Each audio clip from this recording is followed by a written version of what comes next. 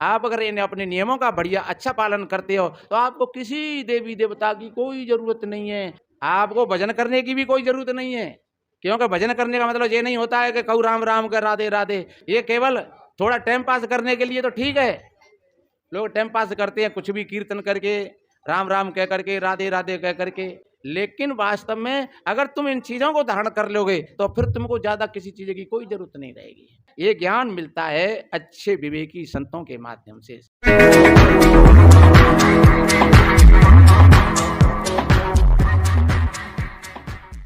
विश्व वंदनीय संत सम्राट सदगुरु कबीर देव, मुदमंगल में श्रद्धेय संत समाज, सभी धर्म प्रेमी सज्जन, शक्ति स्वरूपाएं माताएं और बहन, वसुंधरा की गोद में खेलने वाले नन्हे मुन्ने प्यारे प्यारे बच्चे एवं बच्चियां, सभी को वंदन अभिनंदन करते हुए थोड़ा निवेदन करें। पहले कुछ सेवा है आश्रम के लिए। 200 रुपया अनीता देवी, महात्मानंद की बगीची धौलपुर। 100 रुपया पूरन सिंह बाबूजी, ग्वालियर मुरार अशोक कॉलोनी। 151 रुपया सौभाग सैनी, ग्राम देवली, जिला नागौर। 200 रुपया लीलाधर और लाल देई, शेवला जाट, आगरा। 1000 रुपया श्याम बाबू नील रतन, नोएडा। 500 रुपया राम शाह, करौली। 200 रुपया पतराखंड कुंदौल, जिला इटावा, यूपी। 500 रुपया तुषार कुंवर, ब्यावर, राजस्थान। 300 रुपया राम अवतार। 100 रुपया अवधेश सोहनी। 50 रुपया नरेंद्र सिंह और 200 रुपया मुन्नी देवी खातून। 2 से 1 रुपया नरेश चंद। 200 रुपया छावन दास। 100 रुपया रजनीश और 100 रुपया ये बाई जी अलीगढ़ श्योर से हैं अपने यहाँ। और 500 रुपया डॉक्टर राजेंद्र सिंह बिसिंगपुरा, मुरैना, मध्य प्रदेश। और 500 रुपया राजेंद्र सिंह, कलावती देवी, हरिपुरा, जिला भिंड। 100 रुपया पूरन सिंह बाबूजी पहले दे गए और अब की भी दिया है। और 200 रुपया और कुछ चावल और आटा फूलवती, पियनी, पोरसा, मुरैना, मध्य प्रदेश। सभी दानवीरों के लिए कोट कोट साधुवाद, धन्यवाद। फलते फूलते रहें और जीवन में सुख और शांति मिले। अभी आपने बहुत काफी देर से संतों की वाणियों को श्रवण किया, और जो ये सदगुरु कबीर साहब जी का जो ज्ञान है, वैसे कहते हैं कि ये अटपट वाणी है, लेकिन अटपट नहीं है। अगर थोड़ा सा विचार किया जाए तो बड़ी सरल। अब देखो, कोई अटपटी वाणी नहीं है। सांच बराबर तप नहीं, झूठ बराबर पाप, जाके हृदय सांचे ताके हृदय आप। ये अटपटी तो नहीं है। कोई भी भाई बहन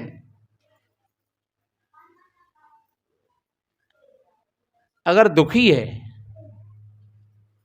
तो वो अपने ही दोषों के कारण से दुख है, वो किसी और का दिया हुआ नहीं है। और किसी का दिया हुआ नहीं है तो फिर आपको कोई देवी देवता या भगवान परमात्मा फिर माफ कौन करेगा तुम्हें? आप उसके पीछे उस दुख को काटने के लिए भूखे मरो, प्यासे मरो, या मंदिर में जाओ, या कांवर लाओ, या गंगा जी में स्नान करो। हिसाब कौन सा है? हिसाब वो है कि हमारे पैर में तो चोट लगी है और हम पट्टी मूढ़म बांध रहे हैं, तो फिर पैर का दर्द कैसे ठीक होगा?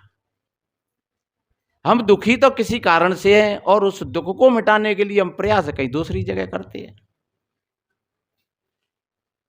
तुम झूठ बोलते हो या तुम्हारा क्रोधी स्वभाव है, तुम शराब पीते हो, नशा करते हो किसी प्रकार का, और तुम डांक कावर ला रहे हो, तो वह डांक कावर से और तुम्हारे क्रोध से क्या संबंध है?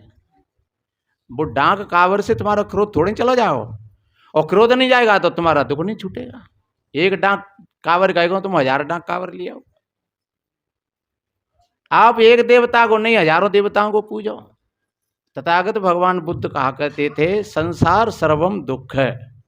ये संसार दुख का रूप है, पर दुख वैसे ही नहीं है, दुख का कारण है। और जब तुम उस कारण को खोज लोगे तो तुम दुख के छोर पर पहुंच जाओगे, तो फिर वो दुख थोड़े से में ही समाप्त हो जाएगा।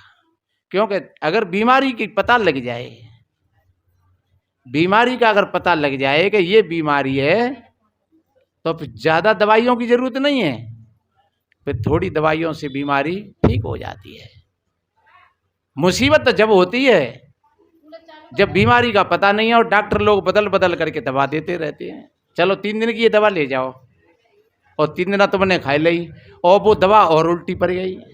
फिर डॉक्टर ने कहा कि 5 दिन की ले जाओ, फिर दूसरी बदल के दे दें, क्योंकि उनको तो पैसा चाहिए, और फिर तुम्हें दे दें 8 दिन की। लेकिन बीमारी बढ़ती गई। इसलिए कहा है, रोगी और दवा कछु और रही, क्यों हो बे जीना, और अमृत के धोखे में तूने जहर पान की ना, पसी के जड़ या ध्यास बंधन में मूर्ख गुरुपद नहीं चीना। गुरुपद का मतलब क्या होता है? ये सत्य है, वही गुरु का पद है। आप वाणी से सत्य बोलते हो तो समझ लो कि आप गुरु की वाणी बोल रहे हो। और एक बात बताएं, आपके भीतर में असीमित खजाना छुपा हुआ है शांति का। जैसे मानो एक उदाहरण के लिए, आपने सवेरे ही फर्श पर पोंछा लगाए हो, अब वो घर कितना सुंदर लग रहा है। आपने झाड़ू लगा दिया और उसको पोंछ दिया, अब वही घर कितना सुंदर लग रहा है। और झाड़ू नहीं लगाया उससे पहले कैसा लग रहा था? अब वो सुंदरता ही कहां से आएगी? क्या सुंदरता ही तुमने डाली उसमें? तुमने सिर्फ धूल हटा दी, वो मैल था, जो कीचड़ था वो हटा दिया, और फर्श में तो सुंदरता ही स्वमेव थी वहां पर, लेकिन वो बात धूल से दब गई और तुमने उस धूल को हटा दिया, तो अब फर्श चमचमा रहा है, तुमको अपना चेहरा उस फर्श में दिख रहा है। क्या किया तुमने? कोई मंत्र पढ़े? अच्छा, बैठ के मंत्र पढ़ लेते हो, पूजा कर लेते कि हे भगवान, हे भगवान जी फर्श भावने बढ़िया अच्छा बन जाए, हे भगवान जी फर्श भाव चमक उठे। और तुम मंदिर में लोटा डाले आते मूर्ति पे और तुम उपास रह लेते, क्या फिर फर्श में चमक आती? फर्श में चमक कैसे आई? बप पोंछा से। भूखे मरने की तो जरूरत नहीं पड़ी। आप बहुत लोगों ने तो अब कुआं नहीं देखे होंगे, लेकिन कुआं नाम तो है ही, और हथऊ में पुराने दौराने कहीं कहीं कुआं में से गंदा पानी अगर तुम निकालोगे तो क्या फिर अच्छा पानी उसमें डालने की जरूरत पड़ेगी? तुमने रोज उसमें से 4 बाल्टी 6 बाल्टी कुआं में से निकाली और उसमें उतना ही बढ़िया पानी भीतर से आता गया, धीरे धीरे धीरे धीरे, और एक दिन वो आया कि गंदा पानी सब निकल गया और कुआं में स्वच्छ पानी हो गया। आप लोग बढ़िया पीते हैं और बढ़िया आनंद के साथ, और कुआं कितना अच्छा लगता है। क्यों अच्छा लग रहा है? क्योंकि अब कुएं में पानी बढ़िया है। जब कुआं में गंदगी थी, बदबू आ रही थी, तब वो कुआं भी गंदा लग रहा था, बुरा लग रहा था। लेकिन अब वो कुआं साफ हो गया, अब वो कुआं बहुत अच्छा लग रहा है, उसका पानी भी बहुत अच्छा लग रहा है। वो पानी कहाँ से आया था? वो पानी तो उसके अंदर था ही, वो केवल उस गंदगी से दबा हुआ था। ऐसे ही आपके अंदर में भी वो सौंदर्य छुपा हुआ है, सुख और शांति का, आपकी सुंदरताई का, लेकिन वो बाहर की गंदगी से दबा हुआ है। और बाहर की गंदगी क्या है? जैसे मैंने कहा था कि आप झूठ बोलते हो। ये छोटी चीज नहीं है। अगर कोई भी भाई बहन अगर झूठ बोलता है, कोई पत्नी अगर झूठ बोलती है पति से, या कोई पुरुष झूठ बोलता है पत्नी से, तो उसका विश्वास गिर गया। अरे वो तो झूठा आदमी है, पता नहीं है भैया। तो उस झूठ से विश्वास गिर गया। जबकि विश्वास कैसा होना चाहिए? बाबा तुलसीदास जी ने तो जहां तक कहा है कि बट्टु विश्वास चल निज धर्मा, तीर्थ राज समाज सुकर्मा। कितनी बढ़िया बात कही कि विश्वास क्या है? एक बटु बरगद के समान।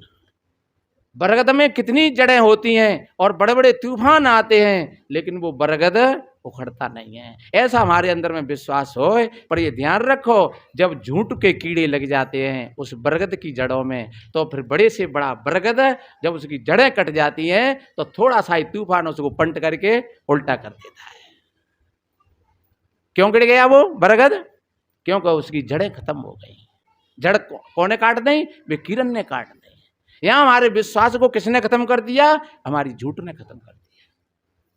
अगर आप सच्चे हैं तो पुरुष से कोई हजार कहे आपकी पत्नी के बारे में, लेकिन अगर सच्ची है वो, तो वो कहेगा नहीं भैया जा बात है, मैं नहीं माने वो। मेरी पत्नी अपने प्राणों की बाजी लगा सकती है, लेकिन वो कभी गलत नहीं हो सकती है। उसको कितना विश्वास है अपनी पत्नी पर, उसको कितना विश्वास है अपने पति पर। और अगर विश्वास हल्का ढीला है तो ने कहू ने कछु कही दई तो बस भाई मामलो गड़बड़ है। वो पतो ना है भैया, जा मामले में तो हमारा आदमी ढीलो है, पिया होगो तो पिया होगो ले ली होगी। तो वहां विश्वास की जड़ें हल गई, और विश्वास की जड़ें हल गई तो वहीं एक दीवार खड़ी हो गई दोनों के बीच में। इसलिए ये कबीर साहब जी कहते हैं, आप तन से मन से वचन से सत्य का पालन करिए। अहिंसा सत्य आस्ते ब्रह्मचर्य परग्रह संयमा, ये 5 संयम पतंजलि ने योग में बताए हैं। पहले में कहा है अहिंसा। अहिंसा का मतलब होता है आप किसी भी प्राणी को मन सताइए, तन से मन से वचन से किसी प्राणी को मन सताइए, और सत्य का पालन करिए। आस्ते, हमेशा आस्ते भाव में रहिए, यानी बिना पूछे बताए कभी किसी की चीज पर हाथ मन डालना, चाहे कोई सोने को हार पड़ा हो। लेकिन आपका लोभ आपको हिला देता है। लोभ कहता है अरे यार कछु ना, ये तो कई भी सुनने की बात है, ले लो चलो, जब होगा तब देख लेंगे। अरे होगा कब? ये तो भाई होने की बात तो जब है, जैसे कि कोई कीड़ा लग गया और वो पेड़ कहे कि होगा तब देख लेंगे। अरे देख कब लेगो? देख कर तब लेगो, तब उल्टो हो जाओ है। अरे देखना तो अभी चाहिए कि जहाँ में कीड़ा लग गया और ये कीड़ा कटिंग कर रहा है, काट रहा है, तो जरूर एक दिन में धराशायी हो जाऊंगा। इसलिए अपने जीवन को सुरक्षित बना करके इसको संयम बताया, ये 5 संयम बताए, सत्य अहिंसा आस्ते। ये कबीर साहब ने अपनी भाषा में कहा है कि जीव मत मारे बापुरा, सबका एक है प्राण, और हत्या कबू न छूटी है, चाहे कोट न सुनो पुराण। आप किसी प्रकार की हत्या करोगे और सताओगे तो आपको बदला देना पड़ेगा। आप सदाचारी बनकर के रहिए समाज में। एक पति और पत्नी का जो रिश्ता है सच्चे अर्थों में, वो पति और पत्नी का रिश्ता है अडिंग रूप से, तो उसमें कोई दोष नहीं है। अंततः अगर कहीं हमारा चित्त इधर उधर अगर भटकता है तो समझ लो कि वो दोष है। अगर हम किसी बहन बेटी की तरफ देखेंगे तो आज नहीं तो कल कोई हमारी बहन बेटियों की तरफ जरूर देखेगा। हम किसी पुरुष की प्रति अगर गंत लक्ष्य बनाएंगे अपने अंदर, तो फिर वो पुरुष भी वो किसी स्त्री के प्रति गंत संबंध बनाएगा, जरूर बनाएगा। इसलिए ये संस्कृति है। आप अगर इन अपने नियमों का बढ़िया अच्छा पालन करते हो तो आपको किसी देवी देवता की कोई जरूरत नहीं है, और आपका भजन तो आपके भीतर में हो रहा है। आपको भजन करने की भी कोई जरूरत नहीं है, क्योंकि भजन करने का मतलब ये नहीं होता है कि कहूँ राम राम कर राधे राधे। ये केवल मनोरंजन का तो सौदा। बेटा बैठ लो थोड़ी देर, ये केवल थोड़ा टाइम पास करने के लिए तो ठीक है। लोग टाइम पास करते हैं कुछ भी कीर्तन करके, राम राम कह करके, राधे राधे कह करके, कीर्तन कह करके, लेकिन वास्तव में अगर तुम इन चीज़ों को धारण कर लोगे तो फिर तुमको ज़्यादा किसी चीज़ की कोई जरूरत नहीं रहेगी। क्योंकि मनोरंजन की जरूरत नहीं है, मनोमंजन की जरूरत है, मन को मार्जन करने की जरूरत है, मन को पवित्र बनाने की जरूरत है।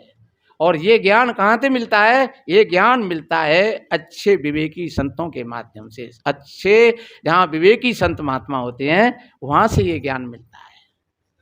आपको कहीं बढ़िया अच्छा सत्संग मिले, आप हजारों कामों को छोड़ दीजिए थोड़ी देर के लिए, 1 घंटा के लिए, आध घंटा के लिए, 20 मिनट के लिए आप हजारों कामों को छोड़ दो, 1 घंटा सत्संग सुन लो और सत्संग सुन करके उसको अपने जीवन में धारण कर लो। आपके भीतर में भजन तो हो रहा है, मैं समय रहेगा तो बताऊंगा थोड़ा। भजन करने की आपको किसी शब्दों को रटने की कोई जरूरत नहीं है। हमारे भाई बहन कुछ कहते हैं, महाराज आपने मंत्र नहीं दिया है हमें। अरे मंत्र ही तो होते हैं ये, हम जो लोग बोल रहे हैं ये मंत्र हैं। मंत्र कहते हैं सलाह को। तो जो मंत्री जो सलाह देते हैं अपने राजा को, और राजा अगर मंत्री की बात को मान लेता है ठीक, तो समझ लो कि वो राज अच्छा चलता है। और मंत्री की बातें नहीं माने, ठुकराए दे राजा तो उस राज्य का विनाश हो जाता है। क्योंकि रावण ने अपने माल्यवान मंत्री की बातों को स्वीकार नहीं किया।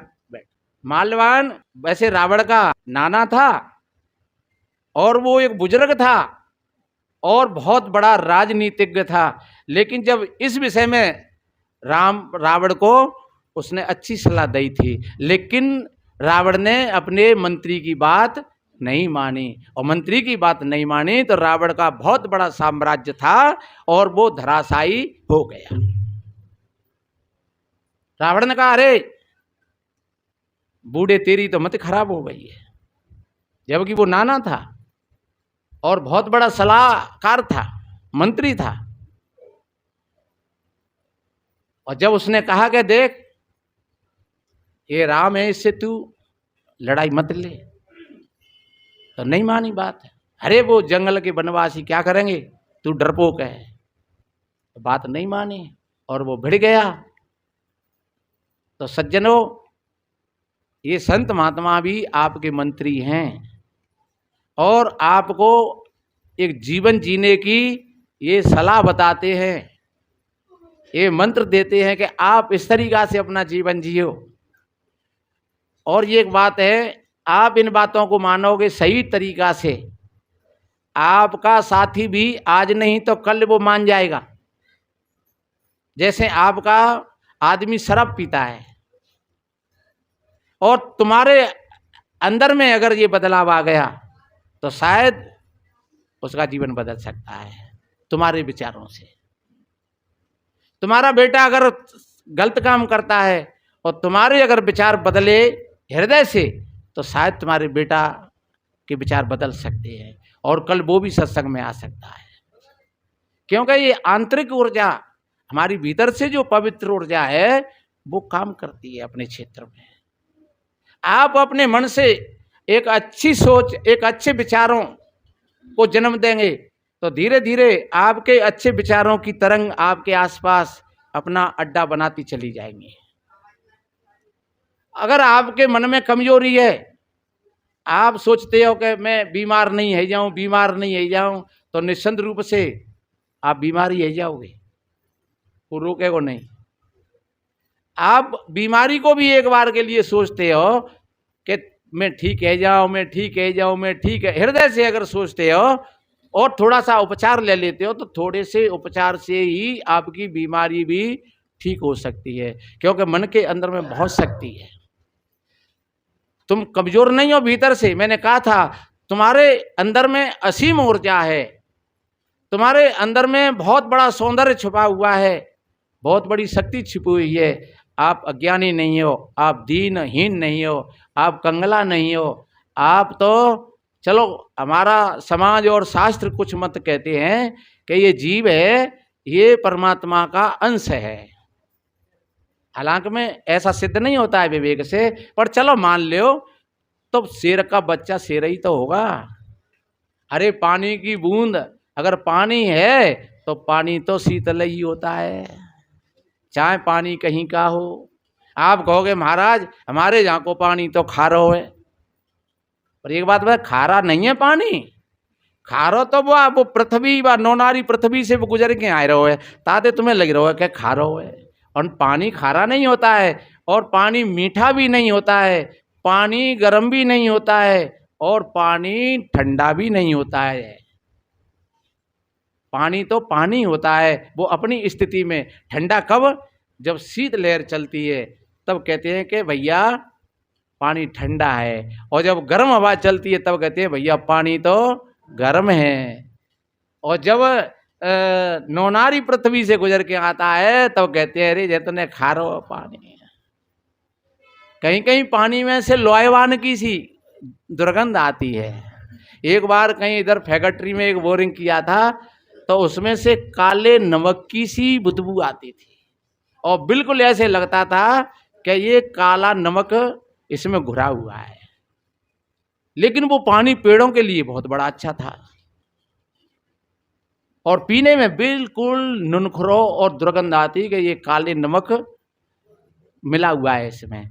तो वो पृथ्वी में पुत्र हैं हमारी में, जितने जो नमक हैं, लोहा है, पीतल है, कांसा है, तामा है, वो सब पृथ्वी में वो धातु है। और उन्हीं के माध्यम से जैसे जिस जिस चीज से गुजर करके आता है पानी, उसी के उसमें परमाणु होते हैं। तब हमें लगता है कि पानी में थोड़ी नमकीन है, पानी में कहीं थोड़ा सा और कोई चीज़ है, सल्वर है, पीतल है, लोहा है, या सोना है, चांदी है, तामा है, जिन जिन धातुओं से पानी गुजर करके आता है, अन्यथा पानी तो पानी है। इसलिए मेरे बहन भाइयों, जैसे पानी कहीं का भी हो शीतल होता है, ऐसे ही हमारे अंदर में हमारी जो चेतना है वो बिल्कुल परमात्मा स्वरूप है, बिल्कुल आत्मा ही परमात्मा है। और ये जीव ही आत्मा है, आत्मा ही परमात्मा है, वो ही ब्रह्म है। जो हम कुछ कहें वो सब कुछ है, सो फिर वो ही है।